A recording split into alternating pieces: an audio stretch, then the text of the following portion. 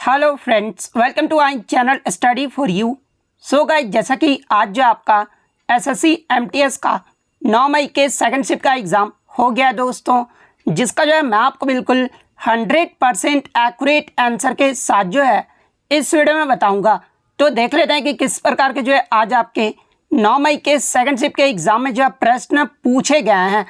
उससे पहले एक बात और दोस्तों, कि जिन्होंने भी अगर चैनल को सब्सक्राइब नहीं किया है तो एसएससी एमटीएस एग्ज़ाम से रिलेटेड पल पल की अपडेट के लिए जो है चैनल को सब्सक्राइब ज़रूर कर दीजिएगा।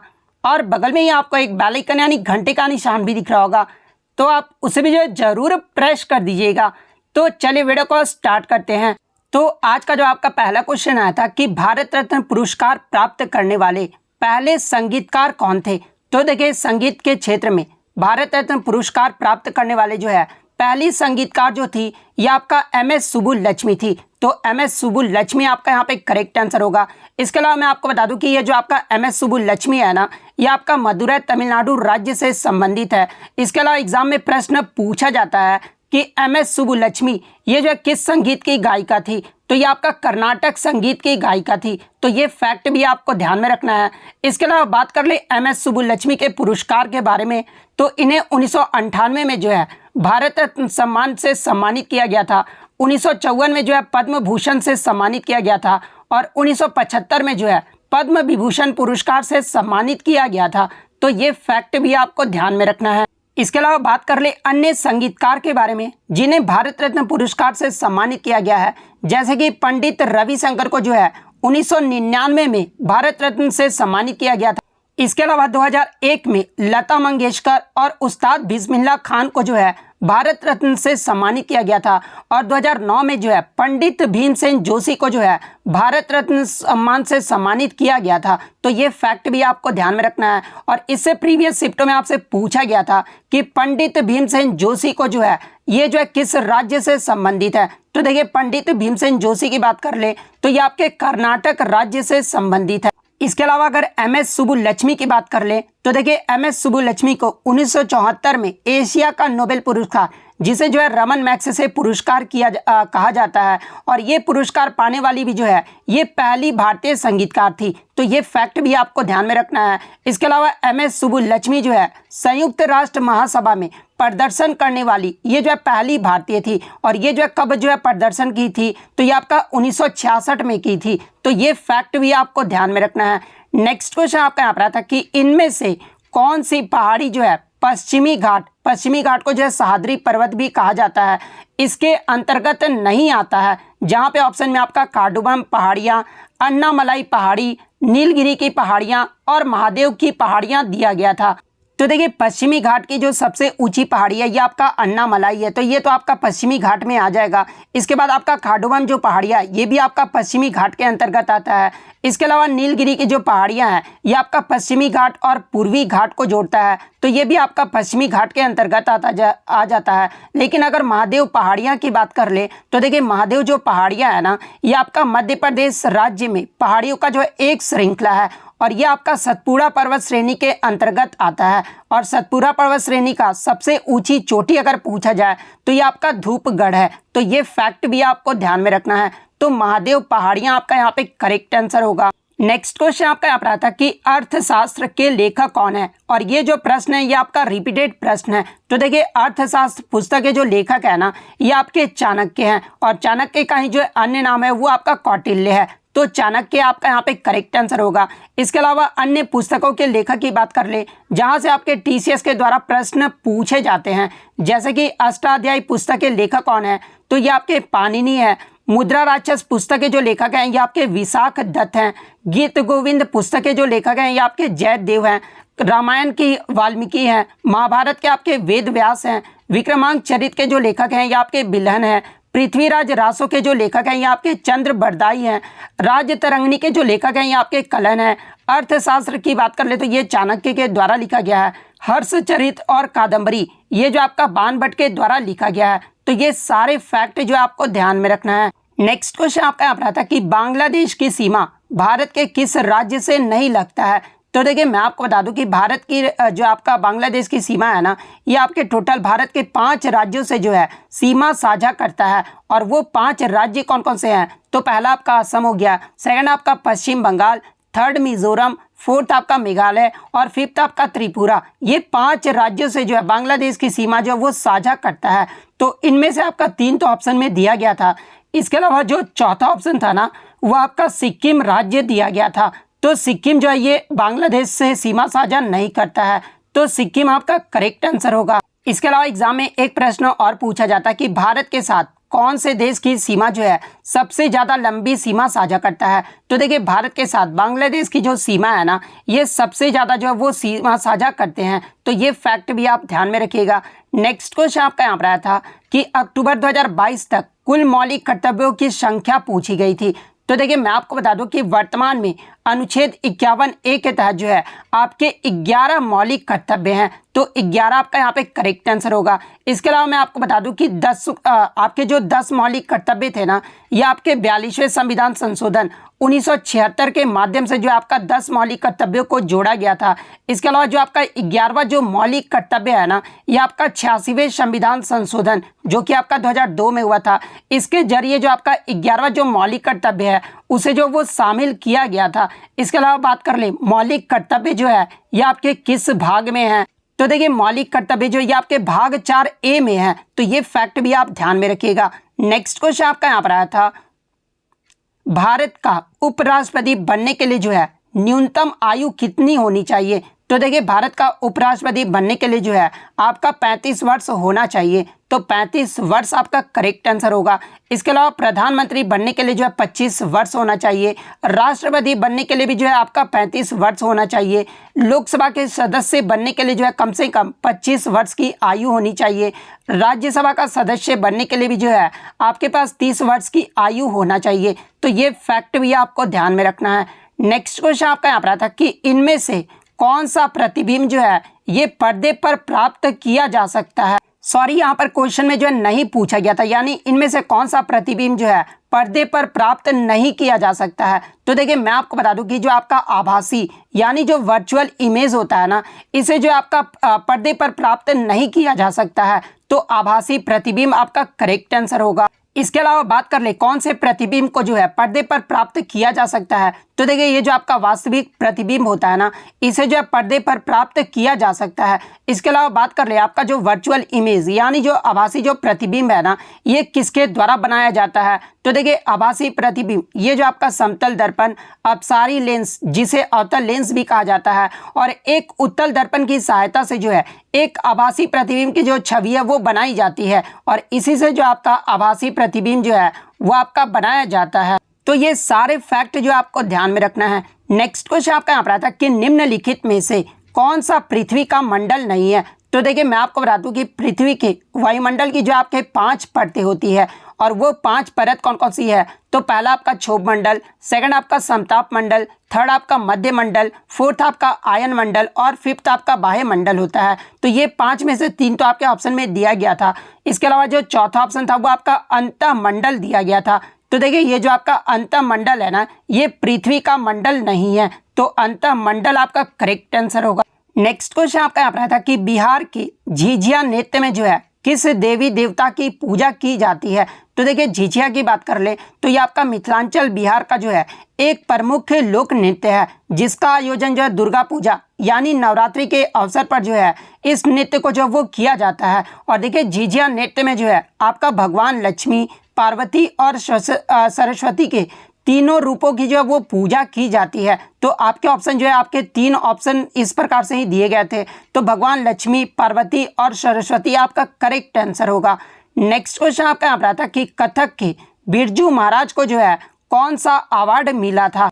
तो देखिए बिरजू महाराज को जो है 1986 में पद्म विभूषण पुरस्कार से सम्मानित किया गया था। तो पद्म विभूषण आपका करेक्ट आंसर होगा।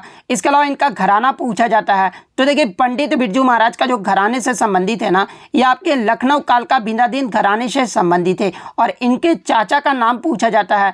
तो देखिए पंडित बिरजू महाराज के जो दो चाचा थे ना, एक तो आपके शंभू महाराज थे और एक आपके लच्छू महाराज थे। इनके गुरु यानी इनके पिता का नाम भी जो है पूछा जाता है। तो देखिए इनके पिता ही जो इनके गुरु भी थे और इनका जो नाम था ना वो आपका अच्चन महाराज था। तो ये फैक्ट भी आपको ध्यान में रखना है। इसके अलावा टीसीएस के द्वारा पूछा जाता है कि पंडित बिरजू महाराज को 2012 में जो है कौन सा पुरस्कार दिया गया था। तो देखिए 2012 की बात कर ले तो इन्हें जो है उन्ने कानाथू विश्व रूपम के लिए जो है सर्वश्रेष्ठ कोरियोग्राफी के लिए राष्ट्रीय फिल्म पुरस्कार जो वो दिया गया था। इसके अलावा 2016 की बात कर ले तो देखिए 2016 में मोहे रंग दो लाल यानी बाजीराव मस्तानी के लिए जो है सर्वश्रेष्ठ कोरियोग्राफी के लिए फिल्म फेयर पुरस्कार भी जो है वो दिया गया है। तो ये फैक्ट भी आपको ध्यान में रखना है। नेक्स्ट क्वेश्चन आपका यहाँ पर आता है कि पांड्य वंश की जो है राजधानी पूछी गई थी। तो देखिए पांड्य वंश की जो राजधानी था ना ये आपका मदुरै में था। तो मदुरै आपका यहाँ पे करेक्ट आंसर होगा। नेक्स्ट क्वेश्चन आपका यहाँ पर आता है कि फीफा विश्व कप 2022 का जो आयोजन है ना ये कहाँ पर किया गया था। तो देखिए 2022 फीफा विश्व कप का जो आयोजन है ना ये आपका कतर देश में किया गया था। तो कतर आपका यहाँ पे करेक्ट आंसर होगा। अगर इसके विजेता टीम की बात कर ले तो देखिए फीफा विश्व कप 2022 का जो विजेता टीम रहा है ये आपका अर्जेंटीना देश रहा है। उप विजेता की बात कर ले तो ये आपका फ्रांस देश रहा है और तीसरे पायदान पे जो आपका क्रोएशिया देश रहा है। तो ये फैक्ट भी आपको ध्यान में रखना है। इसके अलावा 2022 के फीफा विश्व कप में सबसे ज़्यादा गोल जो है ये किसके द्वारा किया गया था। तो ये आपके एम्बापे के द्वारा, जो कि आपके फ्रांस के खिलाड़ी थे।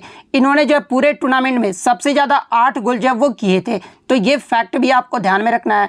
इसके अलावा जो सर्वश्रेष्ठ खिलाड़ी रहे थे ये आपके लियोनेल मेसी रहे थे, जो कि अर्जेंटीना के कप्तान थे। इसके अलावा सर्वश्रेष्ठ युवा खिलाड़ी की बात कर ले तो ये आपके एंजो फर्नांडिस रहे थे और सर्वश्रेष्ठ जो गोलकीपर है ना ये आपके एमिलियानो मार्टिनेज रहे थे। तो ये फैक्ट भी आपको ध्यान में रखना है। नेक्स्ट क्वेश्चन आपका यहाँ पर आया था कि पूर्ण स्वराज की मांग करने वाले कांग्रेस अधिवेशन की जो अध्यक्षता है ना ये किसके द्वारा किया गया था। तो देखिए मैं आपको बता दूं कि पूर्ण स्वराज की जो मांग है ना ये आपका 1929 को कांग्रेस के लाहौर अधिवेशन में जो वो किया गया था और इस अधिवेशन की जो अध्यक्षता है ना ये पंडित जवाहरलाल नेहरू के द्वारा किया गया था। तो पंडित जवाहरलाल नेहरू आपका यहाँ पे करेक्ट आंसर होगा। नेक्स्ट क्वेश्चन आपका यहाँ पर आता है कि विश्व खेलो 2022 का आयोजन ये जो है कहाँ पर किया गया था। तो देखिए विश्व खेलो 2022 का 11वां जो संस्करण है ना ये आपका 3 जगहों पर आयोजित किया गया था और वो 3 जगह कौन कौन से हैं। तो पहला आपका बर्मिंघम अलबामा और यूएस में जो है ये आपका आयोजित किया गया था। तो बर्मिंघम अलबामा यूएस आपका यहाँ पे करेक्ट आंसर होगा। इसके अलावा बात कर ले इस विश्व खेल में जो है भारत ने कितने मेडल जीते थे। तो देखिए भारत ने जो है टोटल इसमें एक ही मेडल जीते थे, जो कि ब्रॉन्ज मेडल यानी कांस्य पदक जीते थे। और भारत के रैंक की बात कर ले तो भारत जो इसमें 70वें पायदान पे जो है यानी सबसे अंतिम पायदान पे जो है आपका भारत देश रहा था। इसके अलावा बात कर ले 2022 विश्व खेलों में भारत के तरफ से जो एक ब्रॉन्ज मेडल जीता गया था ना वो जो है किसके द्वारा जीता गया था। तो ये जो आपका आर्चरी यानी तीरंदाजी में जो है आपका ग्रुप में जो वो जीता गया था। और ये जो आपके 2 ग्रुप में जो आपके जो नाम थे ये आपके ज्योति सुरुखा वेनम और अभिषेक वर्मा के द्वारा जीता गया था। तो इनका नाम भी आपको ध्यान में रखना है। वहीं अगर बात कर ले विश्व खेलो 2022 में पहले स्थान पे कौन सा देश रहा था। तो ये आपका जर्मनी देश रहा था। जर्मनी ने जो है टोटल 47 मेडल जीते थे और दूसरे पायदान पे जो आपका यूएसए देश रहा था। इसके अलावा बात कर ले 2025 का जो विश्व खेलों का जो आयोजन है ये कहाँ पर किया जाएगा। तो ये आपका चेंगडू चाइना में किया जाएगा। तो ये फैक्ट भी आपको ध्यान में रखना है। नेक्स्ट क्वेश्चन आपका यहाँ पर आता है कि भारत भार के आधार पर सड़कों को जो है कितनी भागों में वर्गीकृत किया गया है। तो देखिए मैं आपको बता दूं कि ट्रैफिक वॉल्यूम के आधार पर सड़कों को जो है आपका 4 प्रकार से जो है वो वर्गीकृत यानी बांटा गया है। और वो 4 प्रकार कौन कौन से हैं। तो पहला आपका हल्की सड़कें हैं, सेकंड आपका मध्यम सड़कें हैं, थर्ड आपका भारी सड़कें हैं और फोर्थ आपका बहुत भारी सड़कें हैं। तो 4 प्रकार आपका यहाँ पे करेक्ट आंसर होगा। इसके अलावा आगे के शिफ्ट में अगर आपसे पूछा जाए कि सड़कों के स्थान और कार्य के आधार पर सड़कों का जो वर्गीकरण है ये कितने वर्गों में किया गया है, ये तो आपका ट्रैफिक वॉल्यूम के आधार पर पूछा गया था। अगर सड़कों के स्थान और कार्य के आधार पर बात कर ले तो इसमें जो भारतीय सड़क कांग्रेस के द्वारा 5 भागों में जो वो आपका वर्गीकृत किया गया है यानी बांटा गया है। और वो 5 वर्ग कौन कौन से हैं। तो पहला आपका राष्ट्रीय राजमार्ग, सेकंड आपका राज्य राजमार्ग, थर्ड आपका प्रमुख जिला सड़कें, फोर्थ आपका अन्य जिला की सड़कें और फिफ्थ आपका गांव की सड़कें हैं। तो ये फैक्ट भी आप ध्यान में रखिएगा। नेक्स्ट क्वेश्चन आपका यहाँ पर आया था कि किसके आदेश पर गोलियां चलाने पर जो है जालियांवाला बाग हत्याकांड हुआ था। तो देखिए मैं आपको बता दूं कि रॉलेट एक्ट, जिसे काला कानून भी कहा जाता है, और इसे विरोध करने के लिए जो है लोगों जो है एकत्र हुए थे, यानी एकजुट हुए थे। और इसी को देखते हुए जनरल डायर ने जो है आपका जो है ये आदेश दिया था, गोलियां चलाने का जो वो आदेश दिया था। तो जनरल डायर आपका यहाँ पे करेक्ट आंसर होगा। और इसी कारण जो आपका जालियांवाला बाग हत्याकांड हुआ था। इसके अलावा जालियांवाला बाग हत्याकांड ये जो है कब हुआ था, ये प्रश्न एग्जाम में पूछा जाता है। तो ये आपका 13 अप्रैल 1919 को बैसाखी के दिन जो है ये आपका हुआ था। और कहाँ पर हुआ था, तो ये आपका अमृतसर पंजाब में हुआ था। तो ये फैक्ट भी आपको ध्यान में रखना है। इसके अलावा एग्जाम में और एक प्रश्न पूछा जाता है कि जब जालियांवाला बाग हत्याकांड हुआ था उस समय भारत का वायसराय कौन था, तो ये आपका लॉर्ड चैम्सफोर्ड था। तो ये फैक्ट भी आप ध्यान में रखिएगा। नेक्स्ट क्वेश्चन आपका यहाँ पर आता है कि प्रधानमंत्री युवा 2.0 योजना में जो है कितने वर्ष उम्र तक के युवा को जो है लेखन प्रशिक्षण प्रदान जो वो किया जाएगा। तो देखिए मैं आपको बता दूं कि प्रधानमंत्री युवा 2.0 योजना के तहत जो है 30 वर्ष की आयु तक के युवा और नवोदित लेखकों को जो है वो प्रशिक्षित किया जाएगा। तो 30 वर्ष आपका यहाँ पे करेक्ट आंसर होगा। इसके अलावा बात कर ले प्रधानमंत्री युवा 2.0 योजना, इसकी शुरुआत जो वो कब की गई है, तो ये आपका शिक्षा मंत्रालय के द्वारा 2 अक्टूबर 2022 को जो है आपका इस योजना की शुरुआत जो वो किया गया है। युवा 2.0 का अगर फुल फॉर्म पूछा जाए तो युवा आगामी और बहुमुखी लेखक, इसका जो है फुल फॉर्म होता है। तो ये फैक्ट भी आप ध्यान में रखिएगा। नेक्स्ट क्वेश्चन आपका यहाँ पर आता है कि on the origin of species, इस पुस्तक के लेखक कौन है। तो देखिए on the origin of species ये जो पुस्तक है ना, ये आपका चार्ल्स डार्विन के द्वारा लिखा गया है। तो चार्ल्स डार्विन आपका करेक्ट आंसर होगा। नेक्स्ट क्वेश्चन आपका यहाँ पर आया था कि भ्रूण का वह चरण जिसमें शरीर के सभी अंगों का जो है पहचान किया जा सकता है, उसे जो है क्या कहा जाता है। तो देखिए मैं आपको बता दूं कि प्रीनेटल जो डेवलपमेंट होता है ना, यानी जब बच्चा गर्भ में होता है उस केस में जो है जिसमें शरीर के सभी अंगों की पहचान की जा सकती है, उसे जो है गर्भ यानी फोएटस जो है वो कहा जाता है। तो फोएटस आपका यहाँ पे करेक्ट आंसर होगा। नेक्स्ट क्वेश्चन आपका यहाँ पर आया था कि इंदिरा गांधी राष्ट्रीय वृद्धावस्था पेंशन योजना में जो है 60 से 79 उम्र हेतु ये जो है कितनी राशि प्रदान की जाती है। तो देखिए इंदिरा गांधी राष्ट्रीय वृद्धावस्था पेंशन योजना में 60 से 79 वर्ष के उम्र वालों के लिए जो है 600 रुपये की जो राशि है वो प्रदान की जाती है, जिसमें केंद्र सरकार के द्वारा जो है 200 रुपये प्रति माह दिया जाता है और आपका राज्य सरकार के द्वारा 400 रुपये जो है वो आपका प्रति माह दिया जाता है। कुल मिलाकर जो आपका 600 रुपये दिया जाता है। तो 600 आपका यहाँ पे करेक्ट आंसर होगा। इसके अलावा 80 वर्षों से या फिर उससे अधिक आयु की बात कर ले तो देखिए इस योजना में 80 वर्ष या उससे अधिक आयु वालों को जो है 500 रुपये प्रति माह जो है वो केंद्र सरकार की तरफ से दिया जाता है और राज्य सरकार की तरफ से जो है 100 रुपये जो है वो दिया जाता है। तो ये फैक्ट भी आपको ध्यान में रखना है। इसके अलावा बात कर ले इंदिरा गांधी राष्ट्रीय वृद्धावस्था पेंशन योजना, इसकी शुरुआत कब की गई थी, तो 15 अगस्त 1995 को किया गया था। तो ये फैक्ट भी आप ध्यान में रखिएगा। नेक्स्ट क्वेश्चन आपका यहाँ पर था कि बौद्ध ग्रंथ में चैत्य का जो है अर्थ पूछा गया था। तो देखिए मैं आपको बता दूं कि बौद्ध ग्रंथ में सौदा के बाद बचे हुए प्रमुख जो अवशेष होते थे ना, उन्हें जो है भूमि में गाड़कर उनके ऊपर जो समाधियां बनाई गई है ना, उन्हीं को जो है प्रारंभ में चैत्य यानी स्तूप जो वो कहा गया है। तो ये आपका यहाँ पे करेक्ट आंसर होगा।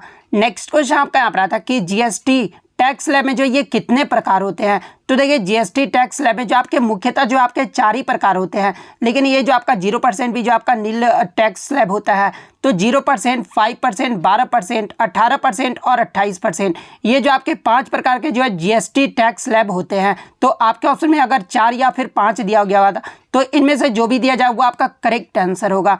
नेक्स्ट क्वेश्चन आपका यहाँ पर आता है कि प्रधानमंत्री मुद्रा योजना में एम का जो है मतलब पूछा गया था। तो देखिए प्रधानमंत्री मुद्रा योजना में एम का जो मतलब होता है ना, वो आपका micro units development and refinance agency होता है। तो ये फुल फॉर्म आपका यहाँ पे करेक्ट आंसर होगा। इसके अलावा मैं आपको बता दूं कि प्रधानमंत्री मुद्रा योजना के तहत आपके 3 तरह के जो वो लोन दिए जाते हैं और यहाँ से आपका प्रश्न जो वो पूछा जाता है कि प्रधानमंत्री मुद्रा योजना के तहत शिशु लोन को जो है ये कितने रुपए तक का जो वो कर्ज दिया जाता है। तो देखिए शिशु लोन के तहत जो है 50,000 रुपये तक जो है वो आपके कर्ज दिए जाते हैं। इसके अलावा किशोर में जो आपका किशोर लोन में जो है आपके 50,000 से लेकर 5 लाख रुपए तक जो आपके कर्ज दिए जाते हैं। वहीं अगर तरुण लोन की बात कर ले तो तरुण लोन में जो है 5 लाख से लेकर 10 लाख रुपए तक जो वो कर्ज दिए जाते हैं। तो ये फैक्ट भी आपको ध्यान में रखना है। नेक्स्ट क्वेश्चन आपका यहाँ पर आता है कि 8वीं सदी के दौरान किस राजधानी पर नियंत्रण के लिए जो है भारत के 3 प्रमुख साम्राज्य पाल, प्रतिहार और राष्ट्रकूट के बीच जो है संघर्ष यानी लड़ाई जो है वो लड़ा गया था। तो देखिए मैं आपको बता दूं कि कन्नौज की राजधानी पर नियंत्रण के लिए जो है भारत के 3 प्रमुख साम्राज्य पाल, प्रतिहार और राष्ट्रकूट के बीच जो वो संघर्ष हुआ था। तो कन्नौज आपका यहाँ पे करेक्ट आंसर होगा। नेक्स्ट क्वेश्चन आपका यहाँ पर आता है कि पुरी ओडिशा में जगन्नाथ मंदिर ये जो है किस भगवान को समर्पित है। तो देखिए ये जो आपका जगन्नाथ मंदिर है ये आपका पुरी ओडिशा में है और ये जो आपका जगन्नाथ यानी श्री कृष्ण भगवान को समर्पित है। तो श्री कृष्णा यानी जगन्नाथ आपका यहाँ पे करेक्ट आंसर होगा। तो इतने क्वेश्चन जो है आज मुझे बच्चों के द्वारा मिले हैं जो कि 100% रियल और ऑथेंटिक है। तो अगर वीडियो अच्छी लगी हो तो वीडियो को जो है लाइक ज़रूर कर दीजिएगा और इसी तरह रियल एनालिसिस पाने के लिए जो है चैनल को सब्सक्राइब ज़रूर कर दीजिएगा। तो मिलते हैं नेक्स्ट वीडियो में, तब तक thank you, all the best.